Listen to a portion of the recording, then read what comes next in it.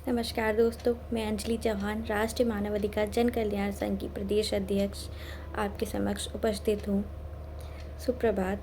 आज हमारा टॉपिक है, हम जो सीरीज़ चल रहे थे चाणक्य नीति, उसका आज दूसरा अध्याय का सार है। आइए समझते हैं दूसरे अध्याय में क्या है। इस अध्याय के प्रारंभ में ही स्त्रियों को की ओर ध्यान दिलाया गया है। इसमें भी दोस्तों स्त्रियों की ही बात की गई है। देखा जाए तो दोष तो सभी में होता है।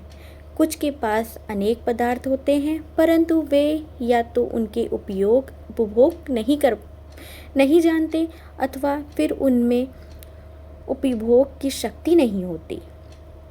इस अध्याय में हमें यह बताया गया है कि कौन सा परिवार सुखी रहता है।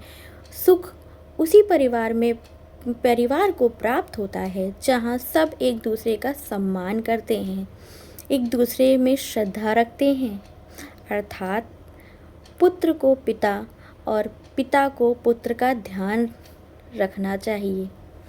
यह संसार बड़ा विचित्र है। कुछ लोग ऐसे भी होते हैं जो सामने तो मीठी बातें बोलते हैं, परंतु पीठ पीछे बुराइयां ही करते हैं। ऐसे लोगों से बचना चाहिए।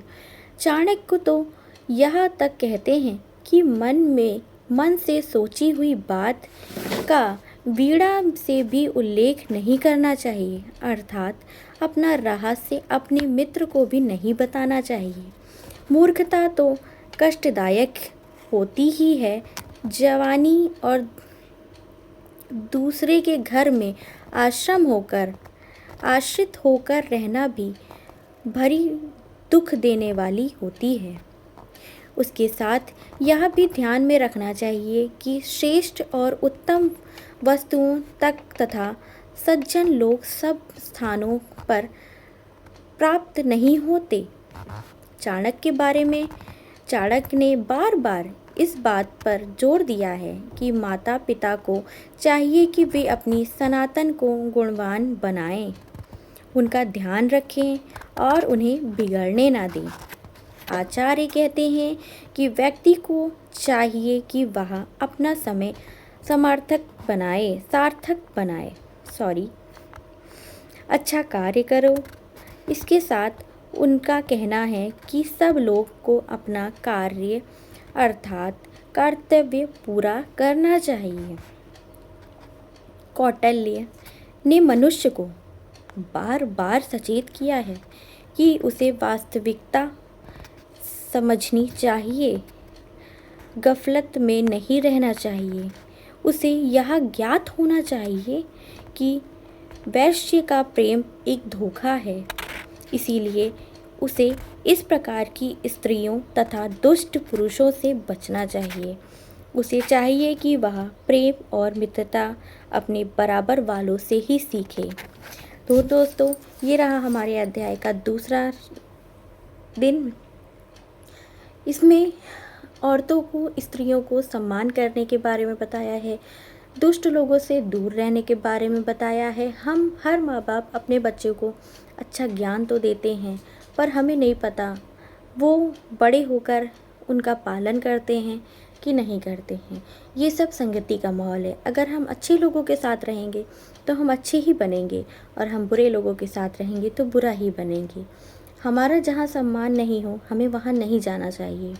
आप सभी जानते हैं, लेकिन कोई आज के टाइम में इसको नहीं करता। बहुत लोग होते हैं, मीठी मीठी बात बोलकर आपको फंसा लेते हैं। आप उन पे भरोसा करते हैं, और जब एक बार आपका भरोसा उन पे बढ़ जाता है तो वो आपको धोखा दे देते हैं। कोई भी हो, चाहे अपना परिवार का हो, चाहे दोस्त हो, चाहे कोई भी हो, बहुत कम ही लोग होते हैं जो आप पर पूरा भरोसा करते हैं और आप उन पर।